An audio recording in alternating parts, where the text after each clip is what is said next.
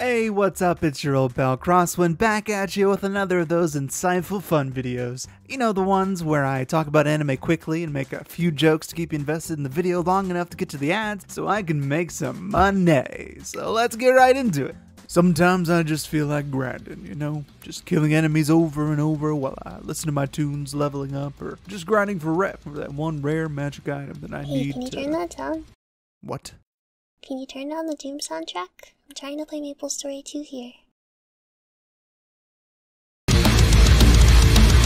Unfortunately, Goblin Slayer forgot his budget when he was preparing for the anime, so we're being treated to poor CGI and Konosuba level inconsistency with character designs and sizes, but without the humor that made that show work perfectly in tune with itself.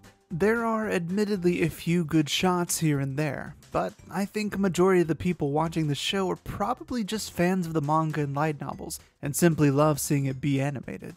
Luckily, it isn't quite as bad as Berserk's recent outing in the anime sphere, so I suppose we can be thankful for that much. And speaking of Berserk, apparently people have more problems with the rape in Goblin Slayer than that show, despite the reasons for their existence being the same, to show how evil the perpetrator is, and to give a reason for our main character to hate them so much in a way that the viewer can sympathize with.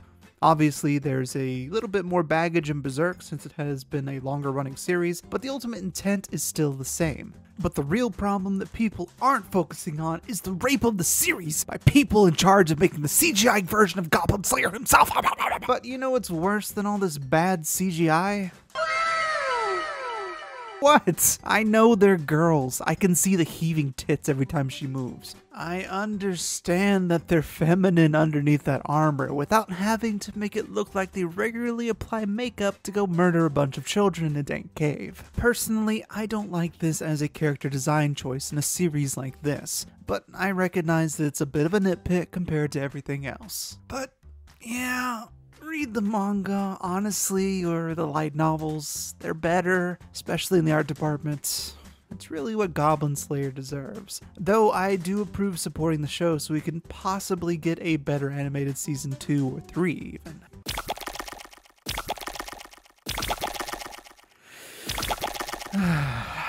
Yeah, that looks good. If you ever wondered if you could get the same sensation as looking at a shaking pile of jello in anime, look no further than Tensei Slime. He even bounces as a human. Someone on the subreddit caught that detail and said it was because he was a slime even in human form. And I thought that was cool and all, but I just think it's because the little dude is a happy guy.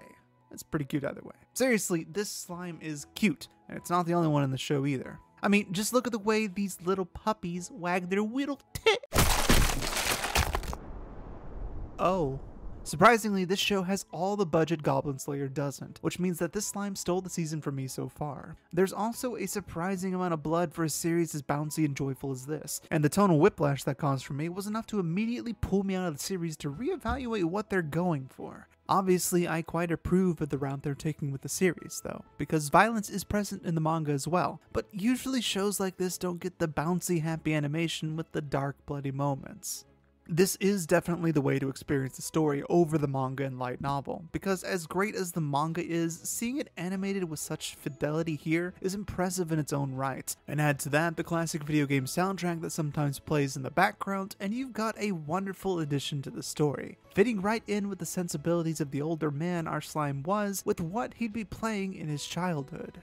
Speaking of childhood, Sword Art Online is back with a brand new season, this time starring kids to go through all those horrific rapey tentacle scenes. Wait, no?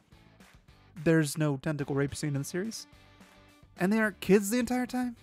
Oh, well, I didn't know that. Why didn't you tell me this season was actually going to be good? Well, yeah, I did like the other season despite the fan service, but no, I mean, obviously I wish Celica did more. Wait, she's shooting a gun now? Is this even SAO anymore? Like, what's going on? Hey guys, turns out the budget for SAO dwarfs the GDP of some small countries, so they can do more movie-level animation in their basic series now. Of course, a lot of you will point out that the reason the season looks so good is because of all the effects they're putting in, and that isn't necessarily budget. But you know what? Most anime don't do that for whatever reason, and the smoothness at which these frames are animating along with those effects is extremely high quality to me, especially if you compare it to something like Goblin Slayer, unfortunately. Man, do I wish it had the same budget. Regardless, put away your hatred for the series for 1 second, because you'll be watching it anyway and just realize that this is what SAO should have been from the start. And in fact, I would say you could watch it from this point on and just skip everything else and you'd be perfectly fine. So continue watching SAO, guys, since I know you already are. It's good. Well, look who decided to show up. Another season of Toaru Indexed Gunner-Rater. It feels like I never left, since the entire first episode is literally just a retread of every cliche the series is known for in a checklist, as if preparing for takeoff after a long time away from the controls. Unfortunately, it's been so long since I watched the series that I've kind of forgotten almost everything that happened aside from Misaka's clones being cute and dying and stuff. You know, the usual in Academy City. Not much to say, really. It's just more Index, the weakest of the 3 series despite it being the main one. And it stars the Tome Man punching people's illusions to the ground while trying not to clumsily die. You know, the usual in Academy. Wait, no. He's in a different part of the world now? Yes. Yes!